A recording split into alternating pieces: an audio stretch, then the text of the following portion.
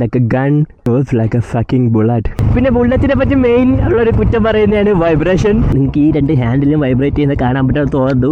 But vibration ഇല്ലാതെ എന്ത് bullet അല്ലേ. ചിലവരൊക്കെ പറഞ്ഞ് ബുള്ളറ്റ് ഓടും തോറും അതിൻ്റെ വീര്യം കൂടെ വന്ന്. പണ്ടൊക്കെ ബുള്ളറ്റിന് ഒരുപാട് ഫാൻ ബേസ് ഉള്ള വണ്ടിയായിരുന്നു. പിന്നെ ഇടയ്ക്ക് വെച്ച് അതൊന്ന് ഡൗൺ ആയി. അത് ഡൗൺ ആയില്ല, കാലഘട്ടത്തിലുണ്ടായ ഷിഫ്റ്റ് കാരണമാണ്. ഞാൻ ജസ്റ്റ് ഒന്ന് എനിക്ക് പറ്റുന്നില്ല എക്സ്പ്ലെയിൻ ചെയ്ത് തരാം. എൻ്റെ കൊച്ചിയിലേക്ക് വലിയൊരു നല്ല ചേട്ടന്മാരായില്ലായിരുന്നു ബുള്ളറ്റിരുന്നത്. ഞാൻ കുറച്ചൊന്ന് വളർന്നു വരുമ്പോൾ ആ ചേട്ടന്മാരൊക്കെ മാവന്മാരായി. ഞാൻ ഇപ്പോൾ ഒരു ചേട്ടനായ സമയത്ത് ആ ചേട്ടന്മാരൊക്കെ ഇപ്പോൾ വലിയ അപ്പൂപ്പന്മാരായി. അത്യാവശ്യം മാർക്കറ്റ് പിടിച്ചടക്കിയത് GT-യും ഇൻ്റർസെപ്റ്ററും ഹിമാലയനൊക്കെ തന്നെയാണ്. രാജകീയത്തിൻ്റെ പ്രതീകമെന്ന് പറഞ്ഞു കഴിഞ്ഞാൽ എപ്പോഴും ബുള്ളറ്റാണ്. അത് ഇപ്പോഴത്തെ കാലഘട്ടത്തല്ല. ഞാൻ നേരത്തെ പറഞ്ഞ പോലെ നിൻ്റെയൊക്കെ അപ്പനെ പൂപ്പന്മാരോട് ചോദിച്ചാൽ അറിയാം. ഇതിലൊക്കെ ഞാൻ സിനിമ കാണുമ്പോഴത്തേക്ക് തന്നെ അതിൽ ഗുണ്ടകളും ഈ ടെറർ ടീംസ് എല്ലാം വരുന്നത് ഒരിക്കലും പൾസറിലൊന്നും അല്ലായിരുന്നു, എപ്പോഴും ബുള്ളറ്റിലായിരുന്നു.